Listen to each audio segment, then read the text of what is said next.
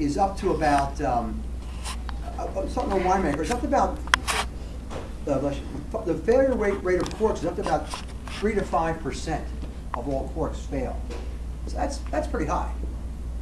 And so, anyway, let's talk about some other wine terms that I think you want to know. First of all, there's a sommelier, and I'm not sure I spelled sommelier correctly, but sommelier is sort of the wine guy, you know, at a restaurant. Are we taking, brother? Yeah. Okay, good. The sommelier is the wine guy or wine woman in a restaurant. They're the ones that they select the wines, they pair the wines with food. They're the ones that make a suggestion of what to, you know, what wines people might want to order, that sort of thing. They know the wine list. It's a great thing to do. If you're ever a sommelier, could be a great job because you get tipped really well. Well, you can, depends on whether you're a good sommelier or a bad sommelier, then you don't get tipped hardly at all. When I got my master's certification in wine, one of the women in my class, she was the winemaker, the sommelier at it's a steakhouse with two names to it. I should forget it. Anyway, it's a small chain, but Smith and Wolinski's. She was a winemaker. She was about 6'3", I guess, and she was gorgeous, and you know, she was a very impressive sommelier, you know, and she was getting her Master's of Wine certificate when I got mine, and she just did a great job. So the sommelier, they know the wine list. They're the ones that, you know, when people say, I'm ready to order a bottle of wine, you know, sometimes, depending on the restaurant, they'll send the sommelier over rather than having the waitress take the order because the sommelier is a specialist in it. You know, they might say, well, we're having this, this, and this. Oh, this would be perfect with that, you know. So that's the sommelier. You'll hear people talk about a vintage. And they'll talk about vintage as if that signifies a wine is good. Oh, it was a vintage year. Well, a wine that will not be given a vintage year unless it is of a certain quality. That's true. But what determines the quality of the wine is whether the weather was good enough that year for a good wine. So was there enough sunshine? Did it, you know, if it rained a whole lot right before the harvest, that's bad. If the grapes kind of rot, that sort of thing. So a vintage year is only the year in which the wine was produced, the year in which the grapes were grown. Because only a lot of wine is aged. It may be aged for 2 or 3 years before it's put in a bottle, sometimes longer. Okay, and but the vintage year is the year the wine was made, and in each the year the grapes were grown. Excuse me. The different countries have different requirements for what percentage of the wine has to be from that year in order to carry a vintage on it. So in other words, if you buy a Stag's Leap Cabernet Sauvignon 2002, which this is 2011, it's good to drink that wine now. Then that means that you know it was Stag's Leap grew these grapes in 2002. Now in California, I don't know what percentage of the wine in that bottle has to be from 2002. Maybe all of it does. I don't remember if it's 100% or 95% or whatever. You know, but certainly majority has to be.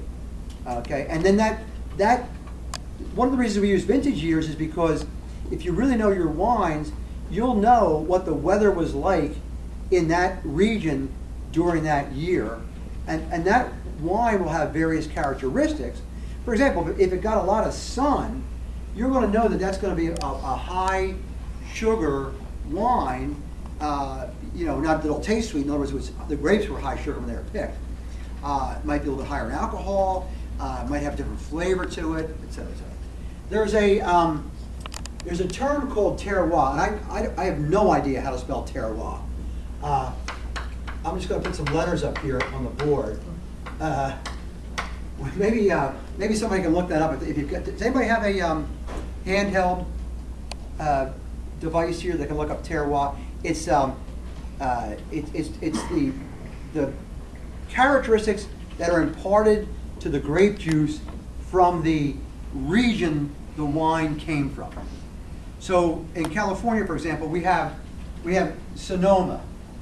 Well, the terroir of Sonoma, you know, Sonoma gets a lot of salt air up from the Pacific through that valley there. The terroir, the minerals that are in that soil and the effect of that weather climate on the that microclimate on the grapes gives the vines there, and that wine's going to have a certain accent to it that'll be a little bit different. Just like if you come from New York or from Mississippi, you know, we can tell if you're from New York or Mississippi because of the way you speak.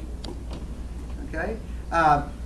So, like for example, if you're from New York, they say the person was acting bizarre. That person was acting bizarre. If you're Mississippi, you say that person was acting bizarre.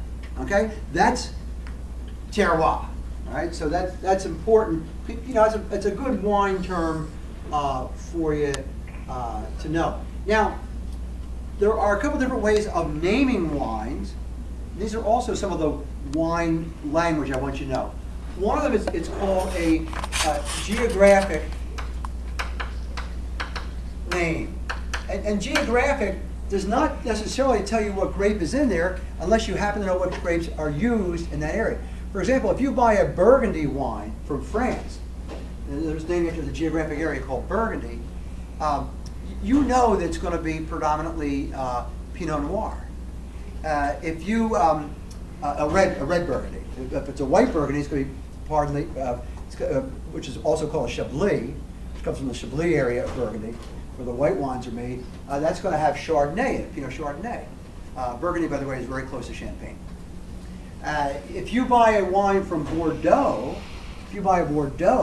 or a sub-region of Bordeaux, you know that there's going to be predominantly 3 grapes in there. It's going to be the Cabernet Sauvignon, it's going to be the Cabernet Franc, and is it the Pinot Noir, the third grape there? I think so. No, not the Pinot Noir. I'm blanking on the third grape from Bordeaux. But anyway, those grapes will be in there. Now within Bordeaux, there's different. Saint-Emilion is a Bordeaux. That's an even more specific geographic area. So that's geographic tasting. And geographic wines, true geographic wines, are going to have terroir. They're going to have a recognized flavor and style of winemaking from that area. Another way to name grapes, or name wine, is called a varietal wine. A varietal wine. And a varietal wine, for example, if you buy a California Cabernet Sauvignon, this is the same grape that's used in the Bordeaux region of France, but since it's not grown in Bordeaux, France, it's grown in California, we can't call it a Bordeaux. We have to call it a Cabernet Sauvignon. And there are laws as to, Merlot. Merlot is that third grape there in the Bordeaux region. Cabernet Sauvignon, Cabernet Franc, and Merlot.